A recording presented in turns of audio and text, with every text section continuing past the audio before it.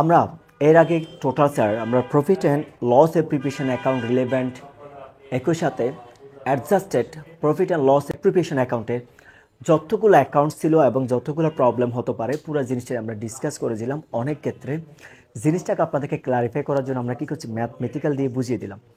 আজকে যেটা আমরা ডিসকাস করতে যাচ্ছি, এটা যেটা অনেকে গণহারে ভুল করে, অনেকের মধ্যে একটা কনফিউশন থাকে। প্রথম কনফিউশন হচ্ছে এটাই, আমি কখন কারেন্ট ক্যাপিটাল আনবো আর কখন আমি নর্মাল ক্যাপিটাল অ্যাকাউন্ট আসবো। এই দুটো জিনিসের মধ্যে আমাদের সবার একটা কনফিউশন থাকে। তাহলে এটাকে আমি আজকে আপনাকে ডিসলভ করতেছি। আজকের ক্লাসটা আপনারা সবাই দেখেন, আপনি নিজেই বুঝতে পারবেন আপনি কোন জায়গায় কারেন্ট ক্যাপিটাল জিনিসটা কি অথবা ক্যাপিটাল অ্যাকাউন্ট নর্মাল জিনিসটা কি, এই দুটার মধ্যে পার্থক্যটা কোন জায়গায়। অনেক সময় আপনার পরীক্ষার মধ্যে দেখবেন এটা বলা হয় স্থিতিশীল পদ্ধতিতে অথবা পরিবর্তনশীল পদ্ধতিতে একটা মূলধন হিসাব তৈরি করো। এই স্থিতিশীল পরিবর্তনশীল বলতে জিনিসটা কি বোঝায়? আসলে স্যার প্রত্যেকটা জিনিসই একই জায়গায় ছোট্ট একটা টেকনিকের জায়গায় আটকে আছে। একটু খেয়াল করে এদিকে আসেন।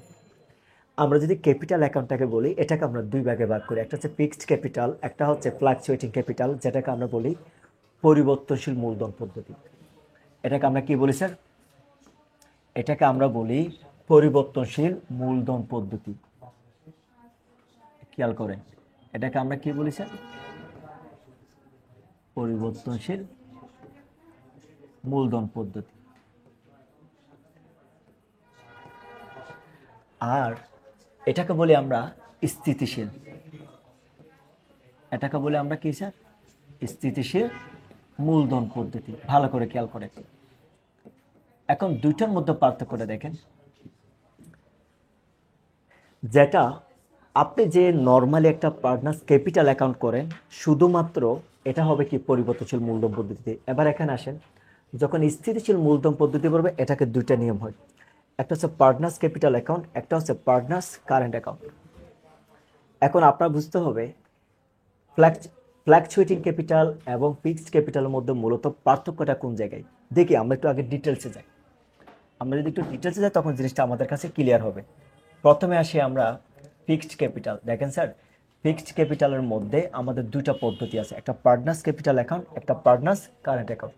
যেটার মধ্যে সবচেয়ে বেশি কনফিউশন হয়, এখানে যেটা পার্টনার্স ক্যাপিটাল অ্যাকাউন্ট দেখতেছেন, এটা টোটালি অনেকটা সিমুলেটেড। আচ্ছা, আমি এক কাজ করি, আমি আগে ইন্ডিভিজুয়াল আপনাদেরকে ডিসক্রাইব করে দেন, লাস্টে গিয়ে সিমুলেটেডটার মনে রাখার জন্য টেকনিকটা দিই। আগে বললে হবে কি, আপনি হয়তো বা জিনিসটা পুরোটা না বুঝে যদি আগে থেকে টেকনিকটা দিয়ে দিই, আপনার বুঝতে একটু অসুবিধা হতে পারে।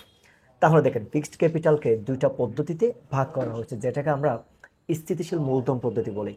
একটা হচ্ছে পার্টনার্স ক্যাপিটাল অ্যাকাউন্ট, একটা হচ্ছে পার্টনার্স কারেন্ট অ্যাকাউন্ট। তাহলে প্রথমটা খেয়াল করি আমরা। ফিক্সড ক্যাপিটালের যে একটা পার্টনার্স ক্যাপিটাল অ্যাকাউন্ট আছে, এখানে আপনি শুধু একটাই মাথায় রাখেন, যখন আপনাকে বলবে স্থিতিশীল মূলধন পদ্ধতি, তখন আপনি শুধু একটাই মাথায় রাখেন, opening capital 50,000 and 30,000 and brought additional capital। এখানে শুধু দুইটা জিনিস আসবে, নোটটা খেয়াল করেন। আপনাকে যখন বলবে স্থিতিশীল পদ্ধতির মধ্যে পার্টনার্স ক্যাপিটাল অ্যাকাউন্ট, শুধু আপনি দুইটা জিনিস মাথায় রাখবেন। এক নম্বর দেখেন, অনলি ওপেনিং ক্যাপিটাল, আরটা হচ্ছে কি additional capital will be included in the partners capital account of fixed capital method. আপনাকে যখন বলা হবে ফিক্সড ক্যাপিটাল মেথডের মধ্যে আপনি জাস্ট একটা কি করবেন, capital account you have to prepare, that means you should include only two things. The first one is opening capital and the second one is additional capital। তার মানে আপনি শুধু এখানে ওপেনিং ক্যাপিটাল এবং এডিশনাল ক্যাপিটাল, এই দুটো জিনিসকে শুধু এখানে অ্যাড করবেন, আর কিচ্ছু এখানে আসবে না। কি বলছি বলে, যখন আপনাকে বলবে ফিক্সড ক্যাপিটালের উপর ভিত্তি করে আপনি কি করেন, শুধু ক্যাপিটাল অ্যাকাউন্টটাকে আপনি প্রিপেয়ার করেন, তখন শুধু আপনি দুইটা জিনিস ইনক্লুড করবেন। শুধু দুইটা টেকনিকটা মাথায় রাখেন। এক নম্বর, নোটটা খেয়াল করেন, এখানে একটা হচ্ছে ওপেনিং ক্যাপিটাল, একটা হচ্ছে কি এডিশনাল ক্যাপিটাল। খাতার মধ্যে কোনো একটা জায়গায় আপনি শুধু টেকনিকটাকে নোট ডাউন করে রাখেন। এটা আপনার মধ্যে অনেক সময় পরীক্ষার সময় যে সকল কনফিউশনগুলো অ্যারাইজ হয়, এইসব জিনিসগুলো আপনাকে ওমিট করতে হেল্প করবে। আপনি তাহলে প্রথমটা একটু খেয়াল করে দেখি। আমরা আমরা যখন কোন একটা যখন পার্টনার্স ক্যাপিটাল অ্যাকাউন্ট করি, ইউজুয়ালি ফরম্যাটটা আমাদের এরকম হয়। আমরা ধরুন এখানে লিখে দিলাম কীরকম, পার্টনার্স ক্যাপিটাল অ্যাকাউন্ট।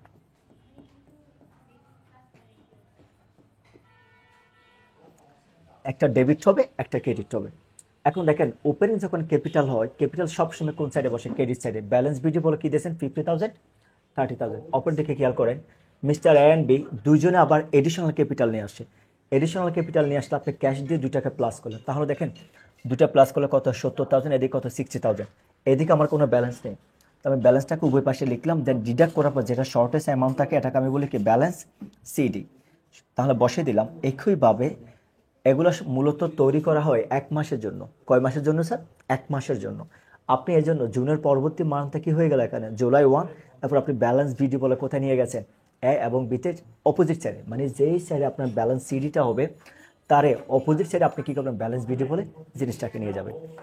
এটা হচ্ছে মূলত একটা ফিক্সড ক্যাপিটাল। তবে আমার একটা আপনাকে রিকোয়েস্ট থাকবে, আপনি যখন এরকম ক্যাপিটাল অ্যাকাউন্টটা যখন করবেন দয়া করে একসাথে 2টা পদ্ধতি একটা টাইম দেখে নেন, তখন আপনার মধ্যে যে একটা গ্যাপ থাকবে তখন আপনি জিনিসটা বুঝতে পারবেন। আচ্ছা স্যার, তার মানে আমরা বুঝে নিলাম কীরকম ফিক্সড ক্যাপিটালের মধ্যে ফিক্সড ক্যাপিটাল যে একটা মেথড আছে, এখানে যখন আপনাকে শুধুমাত্র পার্টনার্স ক্যাপিটাল অ্যাকাউন্ট বলবে, শুধুমাত্র এখানে কয়টা জিনিস নিয়ে আসবেন, একটা ওপেনিং ক্যাপিটাল, একটা কি নিয়ে আসবেন এডিশনাল ক্যাপিটাল নিয়ে আসবেন। একই সাথে সাথে এবার এখানে তো আরেকটা পদ্ধতি থেকে গেছে, একটু খেয়াল করে দেখি আমরা, এটা হচ্ছে কি পার্টনার্স কারেন্ট অ্যাকাউন্ট। এখন আমরা এই 2টা জিনিস দেখি,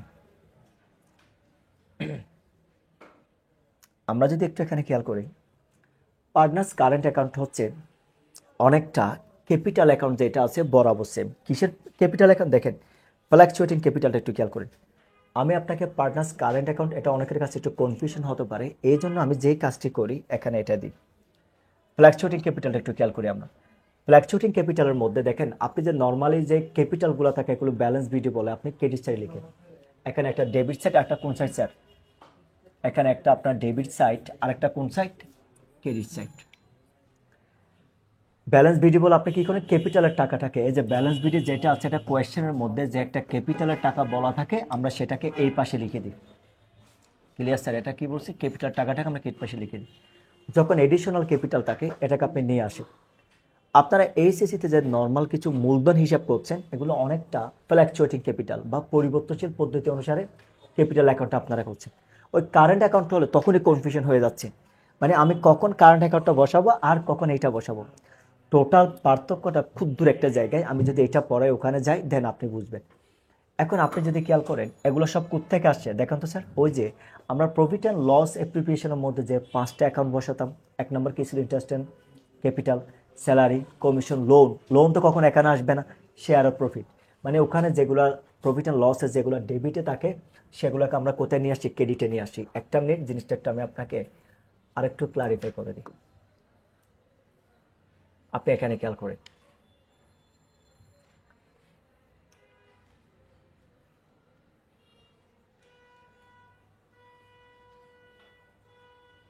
এই যে স্যার একটু খেয়াল করুন তো, ক্যাপিটাল অ্যাকাউন্ট যেটা আছে দেখছেন, ক্যাপিটাল অ্যাকাউন্ট এখানে যেগুলো আছে ইন্টারেস্ট অন ক্যাপিটাল যে টাকাগুলো এখানে থাকবে, স্যালারি যে টাকাগুলো এখানে থাকবে, একইভাবে লোন ছাড়া বাকি যে কমিশনের টাকা যেটা আছে, প্রফিটের টাকা যেগুলো ডেবিট আছে এগুলো ক্যাপিটালের কোন পাশে যাবে, ক্রেডিট পাশে যাবে। অপরদিকে আপনি যে এখানে ইন্টারেস্ট অন ড্রয়িংস বা গুড ড্রয়িংস যে 2টা আছে এগুলো আপনার কোথায় যাবে, অথবা লস থাকলে এগুলো আপনার ডেবিটে যাবে, মানে আমার প্রফিট অ্যান্ড লসের অপোজিট সাইডের টাকাগুলো কোথায় যাবে, ক্যাপিটাল অ্যাকাউন্টে যাবে। এবার আপনি যদি এখানে খেয়াল করেন,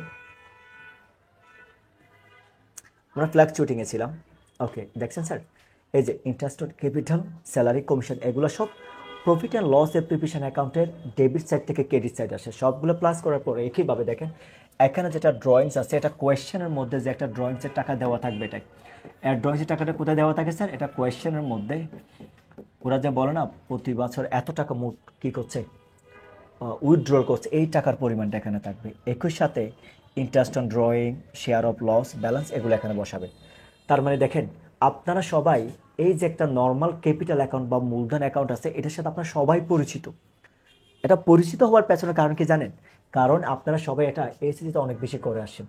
এখন তাহলে এটা এবং স্থির পদ্ধতির মধ্যে পার্থক্যটা কোন জায়গায় দেখেন, ছোট্ট একটা পার্থক্য স্যার দেখেন তো। ইন্টারেস্ট অন ক্যাপিটাল আমি ক্রেডিট ব্যালেন্স, ডেবিট ব্যালেন্স এগুলো একটু আপাতত এক পাশে রাখি, আমি শুধু আগে মিলগুলো দেখাই। Interest on capital, salary, commission, share of profit বরাবর সেম সেম আছে, কোনো পরিবর্তন হয় নাই।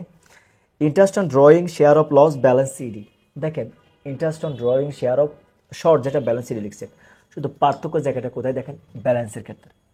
এখানে একটা কোয়েশ্চেনের মধ্যে আপনাকে দেখেন নোটটা খেয়াল করেন, opening balance of current account is not given. আপনাকে যদি কখনো opening balance of current account যদি কখনো দেওয়া না হয়, but capital of partners is given, অপরদিকে যদি আপনাকে পার্টনারের ক্যাপিটাল অ্যাকাউন্টটা দেওয়া থাকে, capital of partners won't be included in the current capital account. জিনিসটা এমনই, ধরেন আপনার এখানে কারেন্ট ব্যালেন্সের পেমেন্টটা দেওয়া নেই। এখন ভাবতে পারেন স্যার জিনিসটা কেমনে দেওয়া থাকতে পারে। আপনাকে দেওয়া থাকবে এরকমই, কারেন্ট ব্যালেন্স একটা লাইন থাকবে, ক্যাপিটাল কথা বলা থাকবে না। আপনাকে যখন কারেন্ট অ্যাকাউন্টের ম্যাথটা ইনক্লুড করবেন তখন আপনাকে একটা দেওয়া থাকবে কি কারেন্ট ব্যালেন্স, এভাবে দেওয়া থাকলো। একটা একটা ব্র্যাকেটে লিখলো ধরেন ডেবিট ব্যালেন্স কত টাকা, 10,000 টাকা। এবার ধরেন বিটটা লিখলো ক্রেডিট ব্যালেন্স 8,000 টাকা।